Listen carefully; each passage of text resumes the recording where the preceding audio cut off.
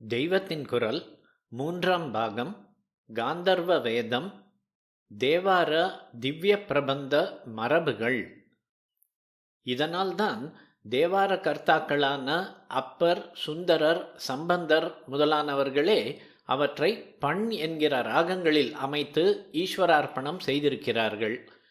இசையே வடிவானவன் என்று ஈஸ்வரனையே பல விதத்தில் சங்கீதத்தில் ஈடுபட்டவனாக வர்ணித்தும் இருக்கிறார்கள். ஒரு பெரிய ட்ரெடிஷன் வேதங்களை ஸ்வரம் மாறாமல் எத்தனையோ யுகங்களாக காத்து கொடுத்து வந்திருக்கிறது என்றால், தமிழ்நாட்டுக்கு ஒரு பெருமையாக இன்னொரு ட்ரெடிஷனில் ஓதுவா மூர்த்திகள் சுமார் 1400 வருஷங்களாக தேவார பண்களை மூல ரூபத்தில் காப்பாற்றி கொடுத்து வந்திருக்கிறார்கள். பூஜையிலேயே நீராஜனத்துக்கு பிறகு ஓர் அங்கமாக பிரதேச பாஷை பாட்டுக்கள் பாட வேண்டும் என்று இருக்கிறது. அந்தபடி கோவில்கள் தோறும் தேவாரம் ஓதும்படியாக சோழ ராஜாக்கள் மானியம் கொடுத்து இந்த இசை மரபை வளர்த்து விட்டிருக்கிறார்கள்.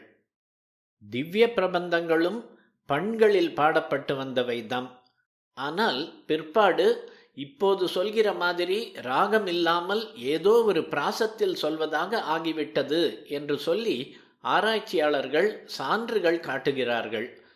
வைஷ்ணவ ஆச்சாரியர்கள் இந்த பிரபந்தங்களை தமிழ் வேதம் என்று கொண்டாடினால் மட்டும் போதாது, எப்படி வேதமானது முழுக்க பாட்டாக இல்லாமல் 2-3 ஸ்வரங்களில் மட்டுமே ஏறி இறங்குகிற மாதிரி ஓதப்படுகின்றனவோ, கிட்டத்தட்ட அப்படித்தான் இந்த தமிழ் மறையையும் ஓத வேண்டும் என்றே இப்படி மாற்றி ஏற்பாடு பண்ணியிருப்பார்களோ என்னவோ.